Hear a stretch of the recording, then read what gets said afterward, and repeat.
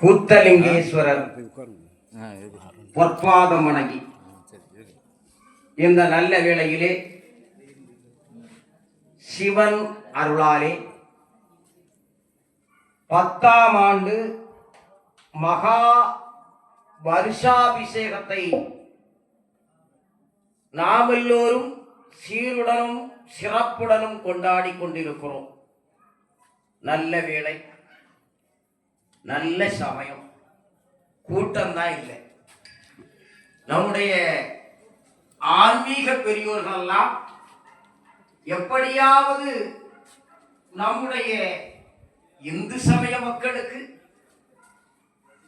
நம்முடைய சிவனுடைய அந்த கருணை கடாட்சத்தை காட்ட வேண்டும் என்று நினைக்கிறார்கள். ஆனால் எல்லாவற்றையும் மீறி நம்முடைய ஆசாபாசங்கள் இடையிலே தடைகளாக மாறிவிடுகிறது. ஒரு அற்புதமான ஒரு பஜனை நிகழ்ச்சி இங்கே நடைபெற்றது. தேவி ஸ்ரீ முத்தாரம்மன் மகளிர் பஜனை குழுவினர் அழகான முறையிலே இங்கே அமர்ந்து இசை மீட்டினார்கள். அற்புதமாக அவர்கள் ஒவ்வொன்றாக கற்றுக்கொண்டிருக்கிறார்கள் என்பதை இதிலே நாம் பார்க்க முடிகிறது. நம்முடைய ஆன்மீக சிவாச்சாரியார் சொன்னார். ஆனால் இன்றைக்கு பொழுதிலே நாம் பார்க்கின்ற பொழுது அவர்களுடைய முன்னேற்றம் பல வழிகளை தாண்டிவிட்டது. இன்னும் நம்முடைய ஐயா சொன்னது மாதிரி எல்லா பாடல்களுக்கும் பொருளை உணர்ந்து நாம் அதை பாடினால் அந்த பாட்டினுடைய பாவம் நிச்சயமாக நமக்கு வந்துவிடும். இது இயல்பு. எனவே அவர்களையும் பாராட்டி இந்த அருமையான வேளையிலே அழகான தலைப்பு, அற்புதமான தலைப்பு, சிந்தனை பூர்வமான தலைப்பு, திகட்ட வைக்கும் தலைப்பு, ஆன்மீகத்தினுடைய அற்புதமான தலைப்பாக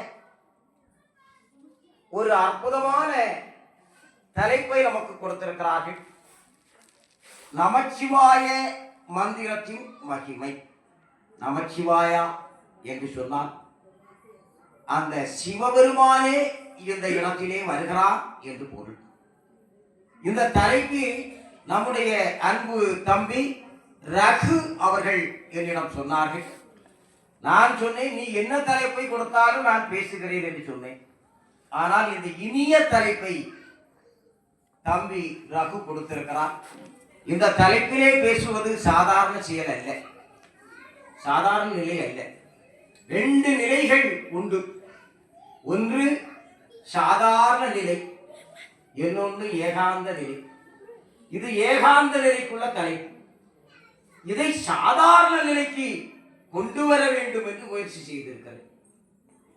என்னுடன் அனுதினமும் உறுதுணையாக இருந்து கொண்டிருக்கின்ற தம்பி சாரதி, முத்துராமு, அது மட்டுமல்லாமல் மங்கையர்கரசி, ஆனந்த விநாயகி காமராஜ், எல்லாத்தையும் சொல்லி தரமலிங்கண்ண, நம்முடைய அன்பு சிவாச்சாரியா, இவர்களுடன் இன்றைய இந்த அற்புதமான அமுத ஆன்மீக விருந்தை நம்முடைய நினைவிலே வாழ்ந்து கொண்டிருக்கின்ற, நமக்கெல்லாம் பல வகைகளிலே வழிகாட்டி கொண்டிருந்த அன்பு அக்கா லிங்கம்மாள் பத்மநாபன் அவர்களுக்கு இதை சமர்ப்பிக்க வேண்டும் என்று மனதுக்குள்ளே எண்ணமிட்டு இங்கு வந்திருக்கிறேன்.